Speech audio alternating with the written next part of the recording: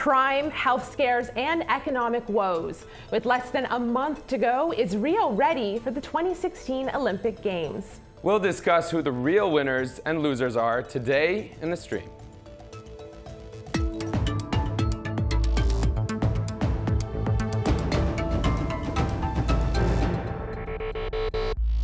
Welcome to the stream. I'm Malika Bilal. And I'm Ahmed Shahabuddin. It is estimated Rio de Janeiro will spend roughly $4.6 billion on the 2016 Olympics, which is $1.6 billion over budget. That's a lot of cash, especially for a country in its second year of economic recession. Many Brazilians are angry Rio used emergency funding to pull off the Olympics, money that critics say should have gone to help the people. Well, online and off, Brazilian educators, police, and others are expressing disdain for the games that they say are a distraction to the country's problems. The governor is always saying there is no money. So we are making this about the choices that the people from Rio de Janeiro is making. What do we want? We want the Olympic Games, or we want education, health, public security, etc. And even though Brazil is facing unprecedented security, health, and economic problems, as always, the Games will go on. And chances are they'll be spectacular for those watching at home. But who will be the real winners and losers of this Olympics? Here to discuss this from Rio de Janeiro, Adriana Garcia, Director of Digital Communications for Rio, the 2016 Olympics Organizing Committee. In Nova Scotia, Canada, Robert Muga, a research director with the Igarapé Institute. That's a policy group focused on Latin America. Also in Rio, Teresa Williamson, executive director of the advocacy group Catalytic Communities. Welcome to the stream, everyone, and a welcome back to Ahmed Shahabuddin rejoining the stream this week. Of course, you and I both know, because we're plugged into this online, that everyone, especially if you're in Brazil, has an opinion about the Olympics. I'll share one on my laptop. This is from Laes, who says, Brazilian people were excited, but now they see the economic problems that come with the games. They may not be worth it. You know, it's funny, you say everyone has an opinion. I was talking to my friend who's a journalist, who's Brazilian. He was telling me everybody in Brazil is excited, you know, we love to celebrate. But he also says he's never seen society so polarized in terms of their opinions, but also in terms of just, you know, the income inequality. We have this one comment, I think, that speaks to this, came in from Isabella, Bella1, saying, the problem with the Olympics is not how it affects the people who would tweet, it's how it affected the poor who have no media attention. And Malika, as you know, people always tweet about this, but Teresa, everyone's talking about this on the ground and online. What do you make of this? I mean, is this true that there are people who are being most affected by this who just can't speak out? Well, absolutely. You know, the Olympics benefit a handful of people, the same interests that have always been on the top of this very unequal economic pyramid. So in particular, real estate and construction interests. And most people in Rio who could have benefited from that huge injection of money. In fact, some economists estimate well over the number you cited. It's $15 to $20 billion that have been spent in Rio. You know, that those resources could have been spent on ameliorating or dealing with some of our long-term problems. And then at the same time, we've seen massive numbers of forced evictions, you know, 70,000 people in the last 5 years, and then an escalation in police violence with, you know, a huge uptake in the last couple of months. So Adriana, you hear those concerns that Teresa mentioned there. What do you say to them? I think there's, to understand the context, there's a lot that has to go into that picture. Brazil is facing, we have to know that Brazil is facing its worst political and economic crisis ever. We have a crisis that started not because of the Olympics bid, it started because Brazil is having other types of problems. And in fact, Rio would be much worse if we didn't have the Olympics, because the bid also made the economy in the city move. And the state of Rio de Janeiro is facing much more problems than the federal state. So this is something that we also have to understand. There is a problem with the state of Rio de Janeiro finance that is affecting people in Rio de Janeiro, and that includes health, education, police forces, and that is because one of the key reasons for that is the oil prices. As you know, oil prices have gone down. In the past few years, and Rio is financed mainly with oil royalties. We also have the biggest political scandal and corruption scandal around the main state oil company, which is Petrobras, that also affected the state numbers. So if we didn't have the Olympics... But you know, it's maybe ironic that she gets cut off there. The crisis would be there anyway. There's no way to change the games now. So you say that if we didn't have the Olympics, that, you know, they're very necessary to help, you know, bring Brazil out of the crisis that it's in. But who is being, in your mind, going to benefit? Who do you think will benefit from the Olympics? Do you think that the people who are being kicked out of some of those poor neighborhoods are going to benefit once this is over, or buy it while it's happening? The city of Rio de Janeiro, I mean, I don't speak for the city, that's the main thing, but we know that the people that lived at Filautódromo, the ones that wanted to move, and we all know moving people is always a very complicated issue in every country, when in every issue, that it's not only the Olympics, many events that require people to move are complicated, that the city has offered most of the people decent housing nearby, and they accepted it, and the remaining families decided to stay, but we hear from the city hall that they are still open to conversation to move them. So you raised a lot of points there, Adriana. I want to pause you there just because I want us to break apart some of those points that you raised. And before we do, though, I do want to let our audience know that we reached out to the mayor's office of Rio de Janeiro, and they declined, weren't able to join our show. You mentioned a few things there that I really want us to kind of elaborate on. So you said Rio would be much worse if we didn't have the Olympics. And earlier, Teresa, you mentioned the forced evictions. Adriana says that some people have been moved into decent housing. I want to show you something on my laptop. This is Isabella. She says there have been a ridiculous amount of evictions to push the poor further to the outskirts and to hide the favelas, these areas, these communities of extreme poverty, from tourists. One of those tourists actually spoke to the, one of those residents spoke to the Associated Press news agency. I want you to have a listen to what Maria de Penha said.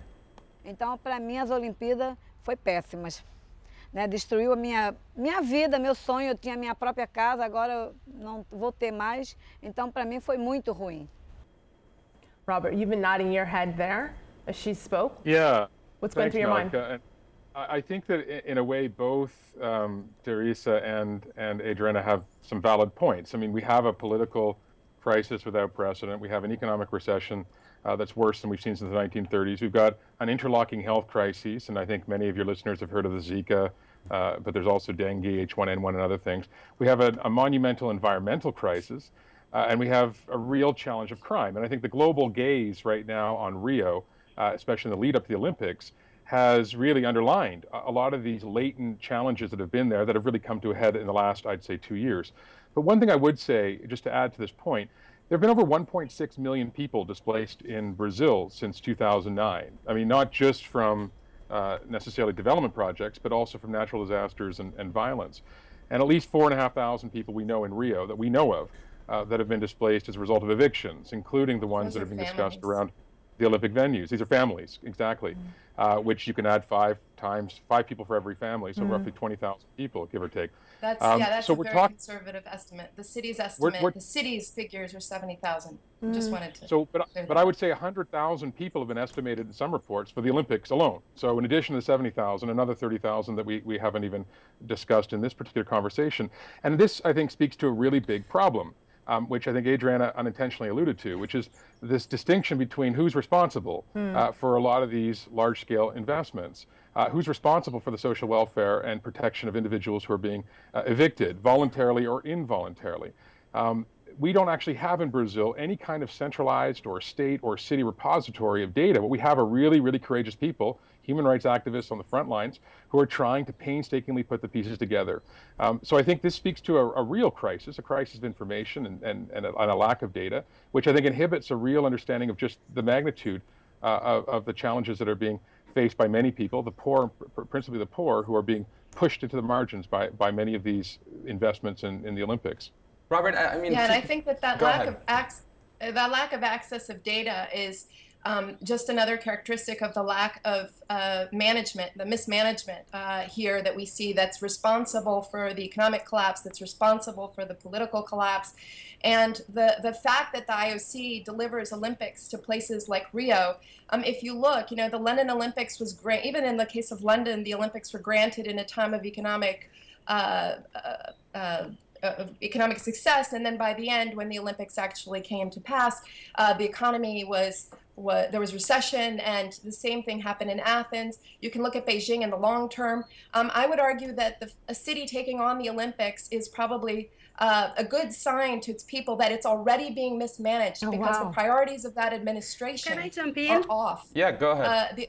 The priorities of an administration are off if they're prioritizing the Olympics over the well-being of people, especially in a place as historic. Quickly, before you jump in, I just want to... I think London was down because of the 2008 crisis. I mean, mixing those two things is not fair. And when you think about legacy, of course, I agree, we have Athens, but you also have Barcelona, which made a wonderful lemonade of the games there. But Adriana, I just want to jump in for a second, because, you know, to the earlier point that Teresa was making, we have a tweet coming from Ricardo Santana saying it's not the Olympics in Rio, it's Rio in the Olympics. We are missing security, healthcare, there is traffic, polluted water, and unfinished construction. Now, the reason I bring this up is, you know, it seems like the priorities is what a lot of people are concerned about, regardless of their social income. And Robert, I wanted to put this to you. I mean, one other tweet from Eric saying, definitely the inversion of the government's priorities. It values the Olympics to the detriment of public services. So, you know, it's back to this question of who's profiting. What do you make of that comment?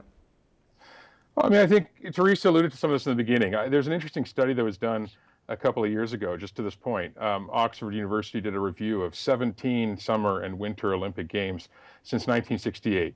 And what they found is that there's no single Olympics that has ever managed to get within their costs that were being predicted at the outset. In fact, the average overrun is 179%. So I think that the estimate that we had, I think that you cited, Ahmed, of 4.x billion, and Teresa quickly corrected, I think it is probably a gross underestimate of what the overall costs are going to be. Beijing exceeded by 40 billion. You know, London exceeded by, it was initially going to be 4 billion, and then it got to 20 billion. There is no evidence in the history of the Olympics of any of it ever hitting the actual budget target that was set. One thing I found interesting, though, just the Olympic Committee released, just today, in fact, a press release talking about the coming Olympics. It's only a couple of weeks away, and I quote, in terms of the legacy, it described the following items as the legacy: infrastructure, sports venues that may become schools or sports facilities, 70 new hotels, improved waste management, and that's a whole issue, training for thousands of workers and volunteers, investments in city and local businesses that will make the city even more attractive.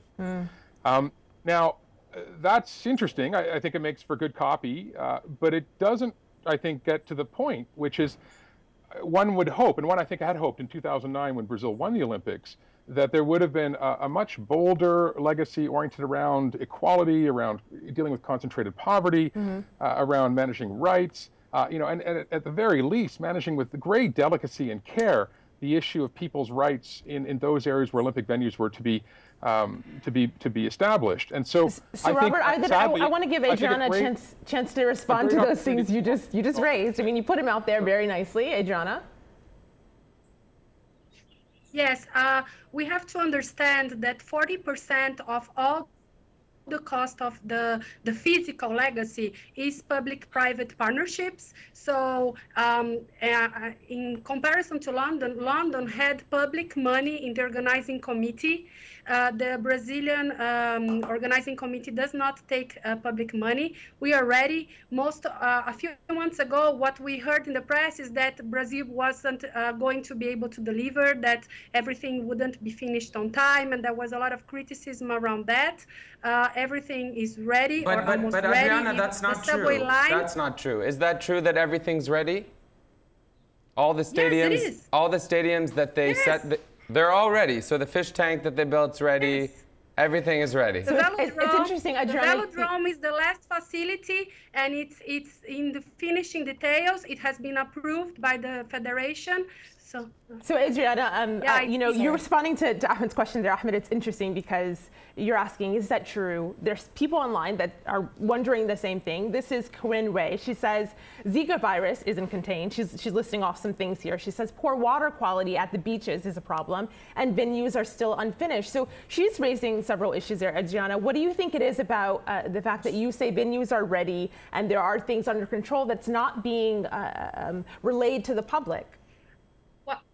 Guys, 99% all the facilities are ready. We are almost there and we'll be ready to receive everyone in August and have a great time here. The government says that the metro line will be ready. The line 4 will be delivered. The Zika virus is not an issue at this time of the year. We'll be in the dry season, and it's estimated that about 1 million tourists, only 2 will get Zika. Now it's easier to get Zika in Miami, where you have the summer. There are around 60 cases of Zika in Miami and not here. So remember, we had 44 test events with more than 7,000 athletes coming to Rio to have the test events, and we had 0 Zika virus, 0 Zika cases. So I think as we know, before the games, there's a lot of scrutiny about the city. There is a lot of bad press, and we have bad things. Of course, we have enormous social inequalities. Can I respond? Go ahead. Sorry. I just have one quick question, and maybe Teresa, I'll give Teresa the floor after. But Adrian, I'm just curious because I think there's been a real push, and it's been a valiant effort on the part of the authorities to try to assemble all of the venues and all of the transport corridors and everything in time.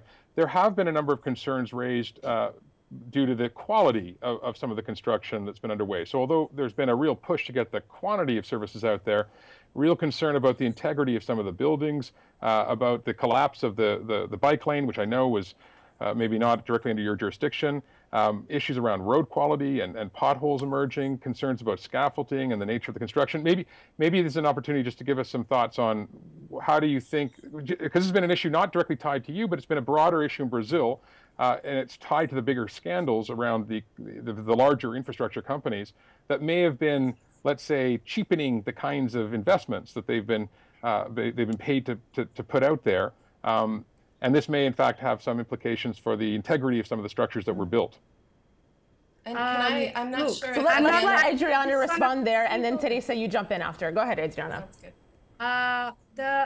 These are going to be fun and frugal games. We are not offering luxury, and we can't, because we know how the country is living today, and it's going to be enough. It's going to be safe for everybody to have a great time and for athletes to run their show, but don't expect luxury. We cannot offer that in the middle of this situation we're living here. We are not, if we did that, then we would be not being responsible. So yes, we're gonna have kind of New York loft style in some of the installations. We're gonna have very decent pools and a great field of play for all the athletes, and that's what matters, and all for the people that are coming and enjoying the event. So I need to respond. It's fun. I would appreciate being able to respond. I have a lot of things. Go ahead, Teresa. I'm sorry. Tell us a couple of those things. Okay. I'm going to explode. No, I'd really appreciate a couple of minutes. So first of all, I agree the Olympics will be pulled off. I've never denied that. I've always agreed with that because the city of Rio knows how to pull off a party. And there are enough contractors, and there are a lot of big companies benefiting, and that will not be the problem. The problem is the inequality that's been generated. Adriana argued that things would have been worse off without the Olympics. That's absolutely not true, because the investments undertaken with those billions of dollars were investments that have reframed the urban fabric, pushing huge numbers of city people to the urban fringe. They made Rio's cost of living escalate by 86% in a period of 6 years, the biggest increase of any city in the world, in a city where a quarter of the people live in favelas. She's talking about you know, she's right. The Zika virus probably isn't a big problem in August. I mean, you know, she talked about how things will be safe. Well, they're spending $2 billion, twice what the London Olympics spent on security. They spent enough and tons of money stockpiling tear gas to fight down protesters.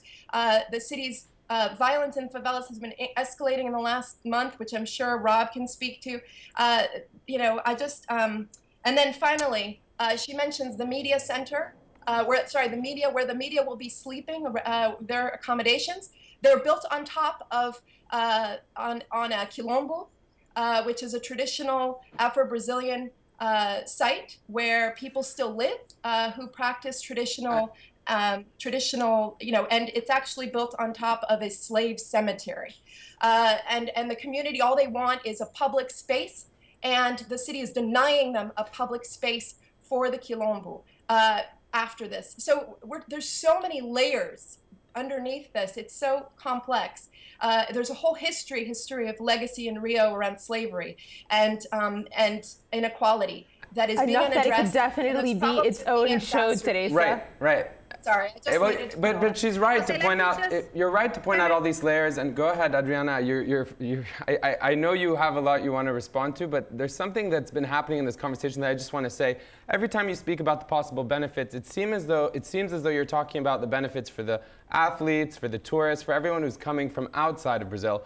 Whereas when we talk about who's benefiting inside of Brazil, it seems like there were a lot of promises that were made, and that's why a lot of people are disillusioned. I just want to read one comment right here where someone says, I was one of the biggest, this is coming from Pessoa Direita, I was one of the biggest supporters of this movement on Twitter in terms of boycotting the Olympics. Rio is in no condition to host this event, and I don't believe in the legacy of the Olympics.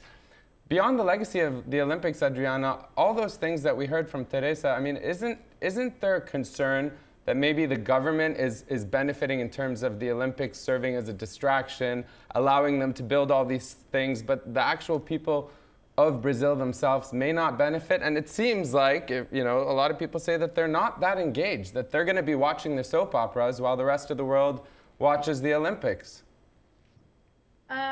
Well, first, let me answer to Teresa. She mentioned 70,000 people displaced. On the numbers, we hired 90,000 people for the games. So the event in itself gave work in a moment where we have more than 10% unemployment. 90,000 people around the city are involved with the games and working. Plus that, we have 50,000 volunteers trained, which adds to the culture of community and volunteering in this country, and we think it's part of the legacy. We have this, and remember, Rio, the Olympics is an event in Rio. So what we have nationally is our educational program. We've trained more than 7 million children around the country with Olympic values and Olympic sports and Paralympic sports, because remember, we're also having the Paralympic here. I cannot answer about the Quilombo. We know that you should talk to City Hall about that and what they would offer to the Afro-Brazilian community in Rio that connects to that. Adriana, I like that you directed Teresa to the correct person to talk to about that. She smiled, and of course, we can tweet them as well and try to get that answer. Like I said, that is something for a whole other show. We're running out of time here. Robert, I want to give you the last word. You see on my laptop here, this is the official page for Rio 2016 on August 5th. What do you see happening? Protests or a successful start to the Olympic Games? I see a lot of white people. Just a few quick observations from my side. The first is, I think there are very few examples of mega events, resulting in a major legacy for the society in which the event is held. And a considerable portion of the money that is raised, whether it's leveraged by the government or from the private sector, goes back to the IOC or FIFA and some of these big conglomerations. So I'm a little bit, and the evidence bears this out, and although I think there might be a feel-good factor, there might be a minor buzz, although I suspect that's not going to be the case in Brazil, given that the vast majority of the population is deeply distracted by the ongoing political crisis and the economic crisis and the other crises that are undergoing. My sense is that we're not going to see a major, I think, long-term dividend. I mean, it's a bit Robert, of a false I'm going to equivalency. stop you there. Unfortunately, we are out of time for the main show. The conversation will continue online at stream.aljazeera.com. A big thank you to all our guests. We'll see you online in a bit.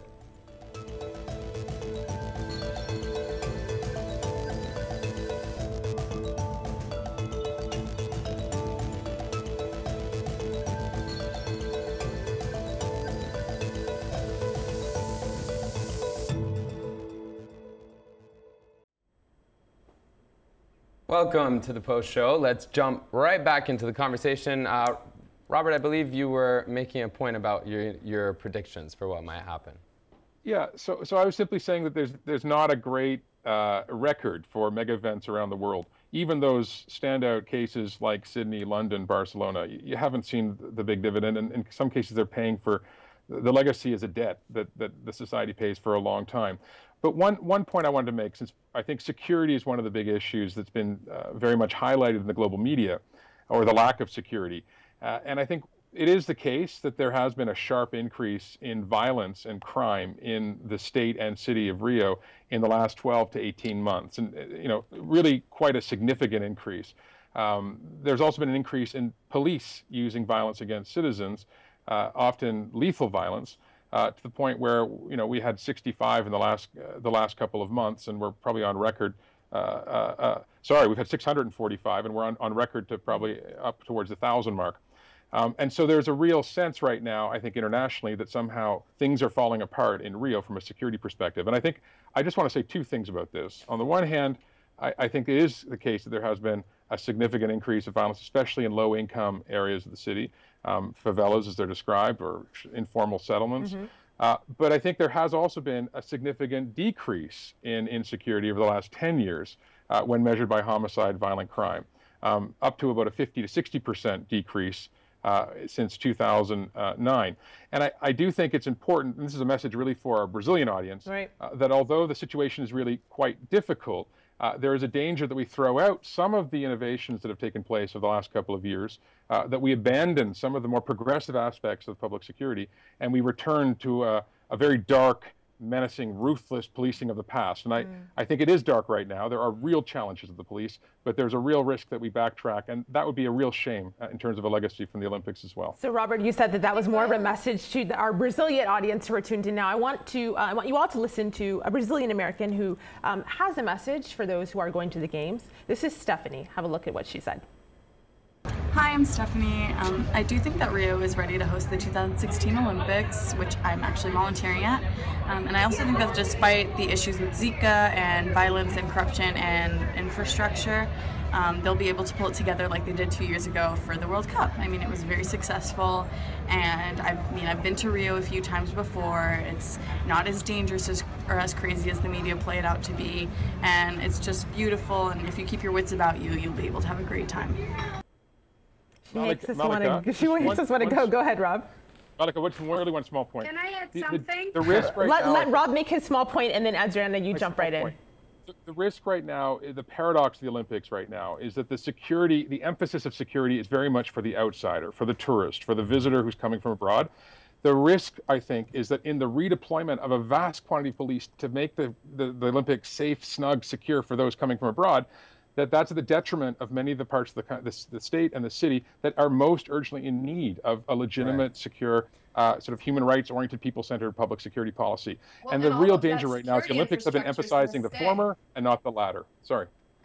And all that security infrastructure is going to stay. All the all of the arms that have been imported to secure the games are going to stay in the hands of the Brazilian army and police, and that's very worrying to a lot of communities here in Rio. Adriana, one thing I know you wanted to jump in there. I just want to actually just mention, I may have seemed a little bit harsh when I was talking about the priorities earlier.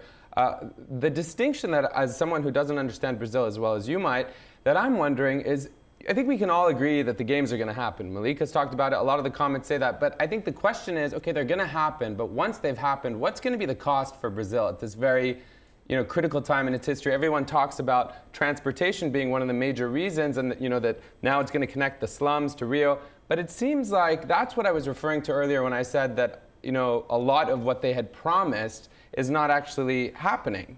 People are being displaced now, and they're changing the bus lines. They're not even connecting some of the poorer areas to the port and the Olympic Stadium where it's going to happen. You have to.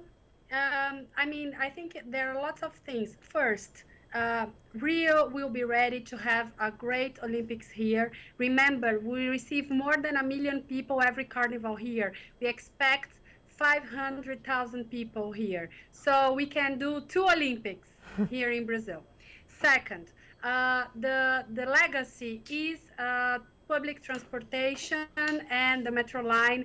Remember that there are 4 different regions for the games. One is Deodoro. This is a very poor neighborhood, and it's been completely transformed because of the games. Nobody generally goes there to do reporting, but if they go, they will see what has changed and how it has improved.